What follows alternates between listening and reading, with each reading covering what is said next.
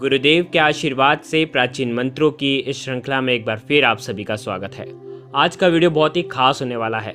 गुप्त नवरात्रि में गुप्त रूप से किसी भी कन्या को आपको एक चीज भेंट करनी है ताकि आपके जीवन में आ रहे जितने भी विघ्न हैं वो माँ दुर्गा, माँ भगवती, माँ आदिशक्ति वो सब दूर करे, वो सब हर ले और आपके जीवन में सुख समृद्धि और ऐश्वर्य की आपको प्राप्ति करवाए। नवरात्रि में सभी तिथियों का वैसे तो अलग अलग महत्व होता है, लेकिन शास्त्रों के अनुसार अष्टमी और नवमी के दिन 9 कन्याओं की पूजा होती है।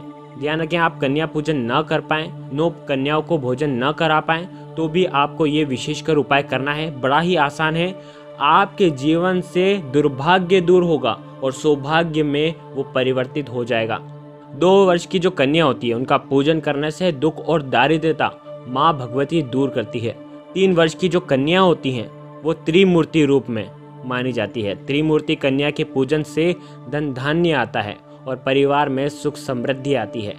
4 वर्ष की कन्या को कल्याणी माना जाता है, इसकी पूजा से परिवार का कल्याण होता है। जबकि 5 वर्ष की जो कन्या रहती है ना, वे रोहिणी कहलाती हैं। रोहिणी को पूजने से व्यक्ति रोग मुक्त होता है। 6 वर्ष की जो कन्या होती है वो कालिका रूप कहा गया है उन्हें। कालिका रूप से विद्या, विजय, राजयोग की प्राप्ति होती है। 7 वर्ष की जो कन्या रहती है वो चंडिका है।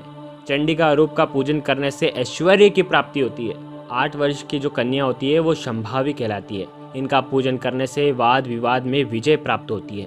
9 वर्ष की जो कन्या रहती हैं वो दुर्गा कहलाती हैं। इनका पूजन करने से शत्रुओं का नाश होता है और साथ ही साथ असाध्य कार्य पूर्ण भी होता है।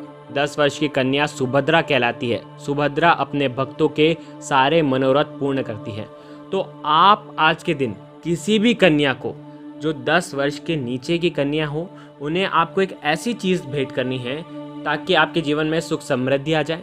मान्यता के अनुसार गुप्त नवरात्रि में माता रानी का पूजन करने से मनोरथ अवश्य ही सिद्ध हो जाते हैं। गुप्त नवरात्रि में माता रानी का गुप्त रूप से पूजन किया जाए और इन नवरात्रि में देवी के गुप्त शक्तियों की आराधना, 10 महाविद्याओं की पूजा अर्चना की जाती है, इसलिए इन्हें गुप्त नवरात्रि कहा जाता है। शास्त्रों के अनुसार 10 महाविद्याओं का प्रदर्शन देवी सती ने महादेव के सामने किया था और अपने 10 स्वरूपों से अवगत कराया था। गुप्त नवरात्रि माता रानी की कृपा प्राप्त करने के लिए बहुत ही खास माने जाते हैं। इन नवरात्रि में बड़े भक्तिभाव से माँ का पूजन करने का विधान है। गुप्त नवरात्रि में माता रानी का पूजन करने से माता रानी अतिशीघ्र ही प्रसन्न हो जाती है। ध्यान रखें, ये अंतिम दिन है, इसीलिए आपको आपके कष्टों को दूर करना बहुत जरूरी है। जैसे हम चैत्र और शारदीय नवरात्रि में कन्या पूजन करते हैं, विधान है शास्त्रों में, उसी प्रकार से गुप्त नवरात्रि में गुप्त रूप से कन्याओं का पूजन करना चाहिए।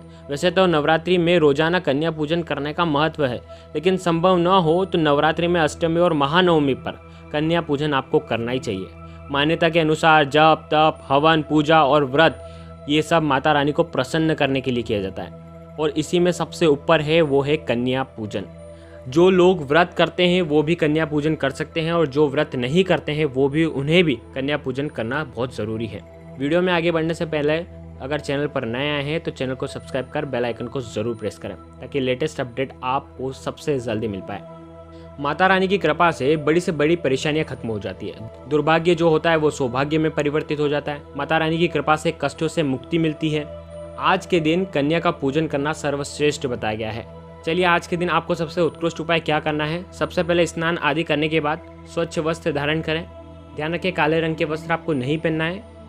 अब आपको क्या करना है, एक लाल रंग की चुनरी लेना है। लाल रंग की चुनरी आपको थोड़ी सी चमक वाली होनी चाहिए, जिसमें गोटे वाली चुनरी जो कहते हैं वो आपको किसी भी कन्या को अर्पित कर देनी है, यानी कि किसी भी कन्या को आपको भेंट करनी है, भेंट स्वरूप में आपको देनी है। कन्या को भेंट देने से पहले आपको क्या करना है, ये आप आपके घर में सबसे पहले आपको आपके घर के जहाँ पर भी आपने माता जी को विराजमान कर रखा है, माता जी की फ़ोटो है, उनके सामने ये चुनरी रखें और उसके बाद आपको एक दीपक जलाना है और साथ ही साथ एक सुगंधित धूप बत्ती जलाना है। कुमकुम से माता रानी को तिलक करें और उसके बाद आपको जो चुनरी है जो आपने माता रानी के सामने रखी है, इसके साथ साथ आपको मखाने, थोड़े से मखाने ले लें और आपको एक बताशा ले लेना है या थोड़े आप बताशे भी ले सकते हैं और साथ ही साथ कुछ सिक्के आपको रखना है माता के सामने, और उसके बाद माता रानी के दिव्य मंत्रों का आपको जाप करना है। जो भी माता रानी के आप मंत्रों का जाप करते हैं वो आपको निश्चित रूप से करना चाहिए। आप आपके कुल देवी का मंत्र का जाप करते हैं या अम्बे माता का जाप करते हैं या किसी भी माता का जाप करते हैं तो उनका मंत्रों का आपको जाप करना चाहिए, 108 बार जाप करना चाहिए। अब आपको माता रानी को प्रणाम करना चाहिए और उनसे समस्याओं को दूर करने की आपको प्रार्थना करनी है। ध्यान रखें, इस तरह पूजन करने के बाद अब आपको क्या करना है, ये सारी चीज़ आपको उठा लेनी है और अपने माथे से लगानी है।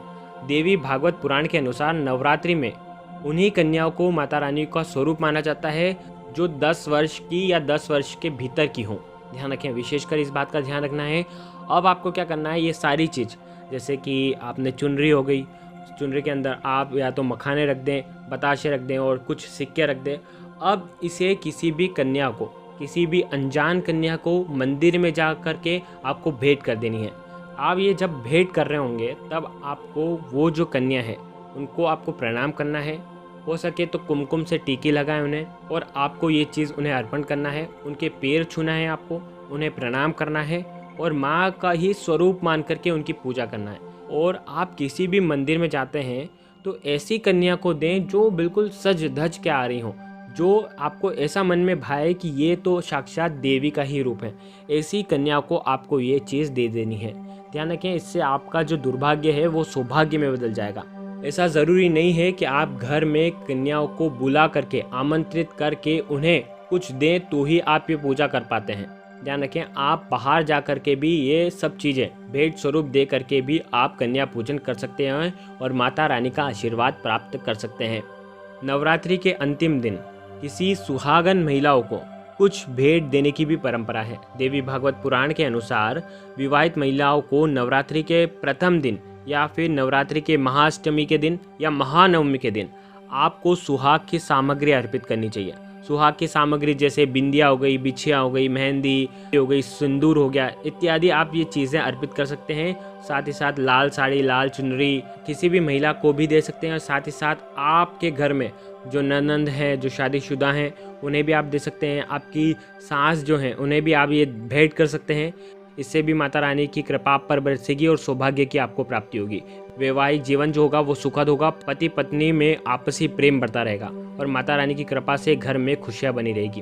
ध्यान रखें, इस प्रकार से आपको ये उपाय ज़रूर करना चाहिए। बड़ा ही पावन दिन है और बड़ा ही निर्मल दिन है। साथ ही साथ आज के दिन जब आप किसी भी कन्या को कुछ भेंट कर रहे होंगे तब आप मन ही मन में माता रानी के दिव्य मंत्रों का आपको जाप करना चाहिए। आपको या तो या देवी सर्वभूतेषु लक्ष्मी रूपेण संस्थिता नमस्तस्ये नमस्तस्ये नमस्तस्ये नमो नमः, इस श्लोक का, इस मंत्र का आपको जाप करना चाहिए। कम से कम 3 बार आपको जाप करना चाहिए और इस चीज़ को आपको भेंट करना चाहिए। ध्यान रखें, आपने माँ लक्ष्मी को प्रणाम करा है। आज के दिन आप उत्कृष्ट इस मंत्र का भी आप जाप कर सकते हैं। ओम ऐं ह्रीं क्लीं चामुंडाय विच्चे, इस मंत्र का भी आप जाप कर सकते हैं। साथ ही साथ सर्व मंगल मांगल्ये शिवे सर्वार्थ साधिके शरण्य त्र्यंबके गौरी नारायणी नमोस्तुते, इस मंत्र का, इस श्लोक का भी आप जाप कर सकते हैं।